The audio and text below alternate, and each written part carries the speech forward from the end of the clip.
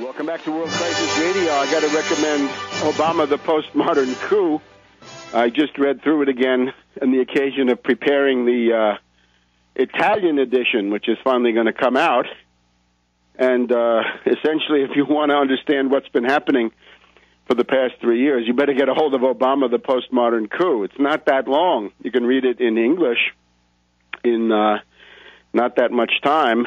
And in particular, the essay by Jonathan Mawad in there deserves particular attention. The whole question of the Albert Einstein Institute, Gene Sharp, Colonel Robert Helvey, the entire genesis of the color revolution in Kiev, in Georgia, coming from Belgrade, right? Coming from Otpor. And we know that the Otpor in Belgrade have become the trainers for dozens and dozens of these zombified color revolution movements, including the April 6th in Egypt, who simply, as we reported then, took over the logos, the clenched fist, the slogans of Otpor, live again in Tahrir Square, and it's simply, this is an appeal to youthful nihilists, to the worst elements of Generation X, and to the worst elements of the so-called millennials and the youth bulge across the Arab world. And one of the interesting sentences that you'll find in there is the people who worked on the color revolutions thought that they could use the color revolutions to destroy the nation state worldwide by the end of the 1990s, that is already more than 10 years ago from now, with the help of what? Swarming adolescents. Swarming adolescents of the type usually seen at rock concerts.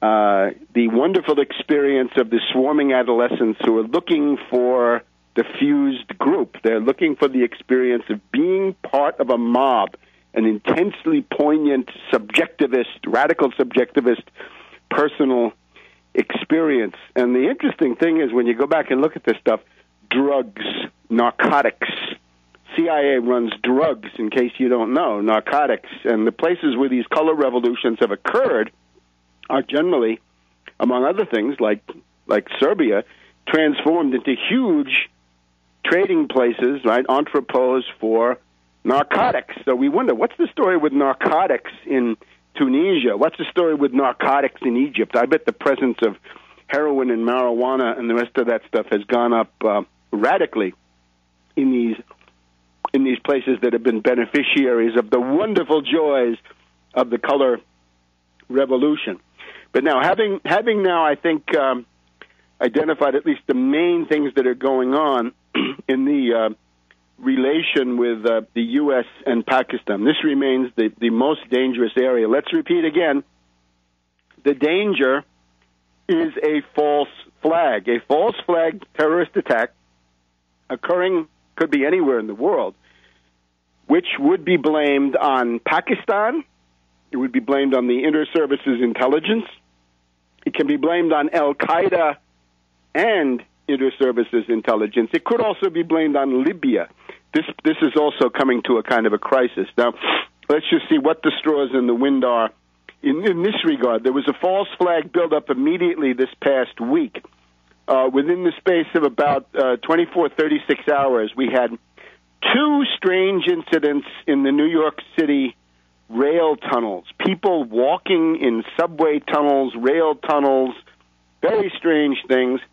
We had three incidents in airliners, that is, in airplanes. One guy banging on the door of a cockpit, I believe, in one airplane. We had two airport incidents, that is, this time on the ground in airports. One guy started filming the TSA procedures at a security checkpoint, and you also had a strange incident at a rail station, I believe, in Dallas.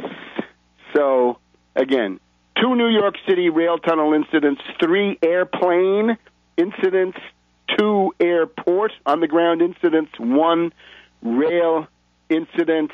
A lot of hype on that from Hannity, in particular on Fox News.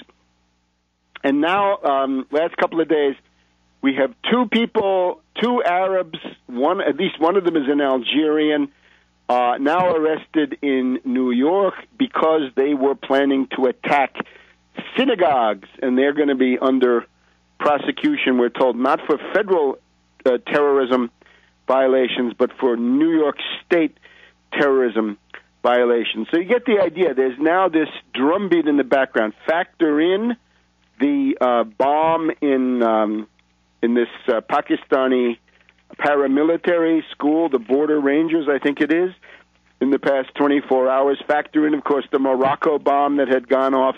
Factor in that bombing in the subway in Minsk. That is highly relevant now. Look at that Belarus subway bombing. We know Lukashenko has been a target of color revolutions now for essentially a decade or more, since the current, since post 9/11 phase even began, and even before that. But he's got their number. He knows that they're coming after him. And good reason, and good job too, because that's one area where World War III could break out immediately, with the Poles on the one side and the Russians at the other end of the country. You don't want to have any instability in Belarus. But all of this now, a pattern where this is building up. Now, the general strategic view of the destabilizations, right? The wave of putsches, the Putschwelle, as we call it in German, the wave of putsches organized by the CIA, which idiots, dupes, useful idiots want to call revolutions. They're not. They are simply destabilizations. The Washington Post of this morning, Friday the 13th, blooms of Arab Spring fading, recent reversals, dim optimism. It's going to be a long and bloody haul, by Liz Sly. Sounds like a name out of the British Restoration comedies, Sly. So here we have Salman Sheikh, director of the Brookings Institute Doha Center in Qatar, or Qatar, one of those Qatar think tanks.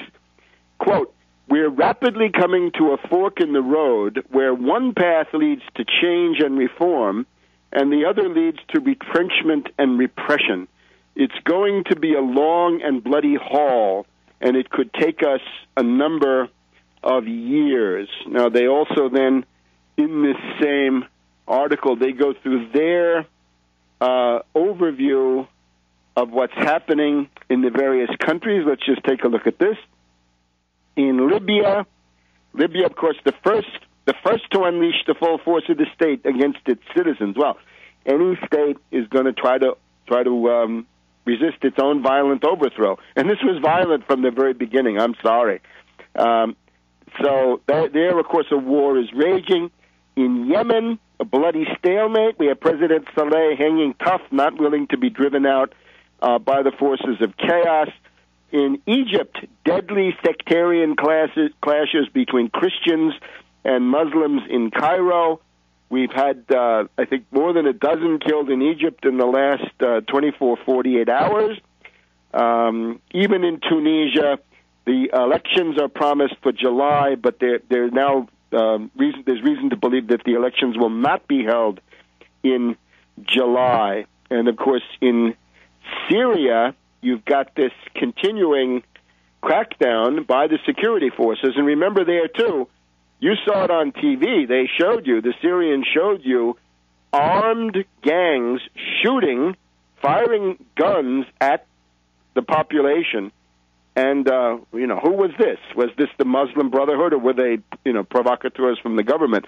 But the Muslim Brotherhood, certainly good candidates. There's also fear now. In the U.S., they call this a radical Sunni extremist government that might replace Assad. So the entire destabilization of the Arab world, the Putschwelle, has now been grinding to a halt. Let's see what they're going to do about that in just a minute.